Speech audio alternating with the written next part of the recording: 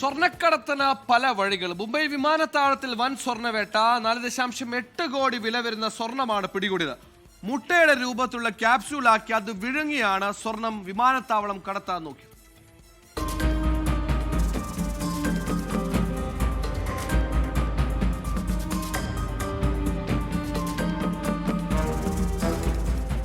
DRIക്ക് ലഭിച്ച രഹസ്യ വിവരത്തെ തുടർന്നാണ് സ്വർണം കണ്ടെടുത്തത്. സ്വർണം വിമാനത്താവളത്തിന് പുറത്തേക്ക് കടത്താൻ ശ്രമിക്കവേ ശുചീകരണ തൊഴിലാളി പിടിയിലാവുകയായിരുന്നു. വിദേശത്ത് നിന്ന് മുട്ടയുടെ രൂപത്തിലുള്ള ക്യാപ്സൂളുകളിലാക്കിയ ശേഷം അത് വിഴുങ്ങിയാണ് സ്വർണം ഇന്ത്യയിലേക്ക് എത്തിക്കുന്നത്. വിമാനത്താവളത്തിൽ വെച്ച് പുറത്തെടുത്ത ശേഷം ശുചീകരണ തൊഴിലാളിക്ക് തന്ത്രപരമായി കൈമാറുന്നതാണ് രീതി. അങ്ങനെ കൈമാറിയ സ്വർണമാണ് പിടികൂടിയത്. ആരാണ് ഈ സംഘത്തിലെ മറ്റാളുകൾ എന്ന് കണ്ടെത്താനുള്ള ശ്രമത്തിനാണ് DRI.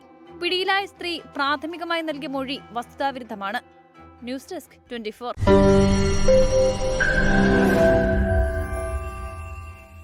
ലോകത്തെവിടെയായാലും ഏത് സമയത്തും 24 വാർത്തകളും ഓഗ്മെന്റഡ് റിയാലിറ്റി പാക്കേജുകളും എക്സ്പ്ലെയിനറുകളും വിശദമായി കാണാൻ ഞങ്ങളുടെ YouTube ചാനൽ നിങ്ങൾക്ക് സബ്സ്ക്രൈബ് ചെയ്യാം.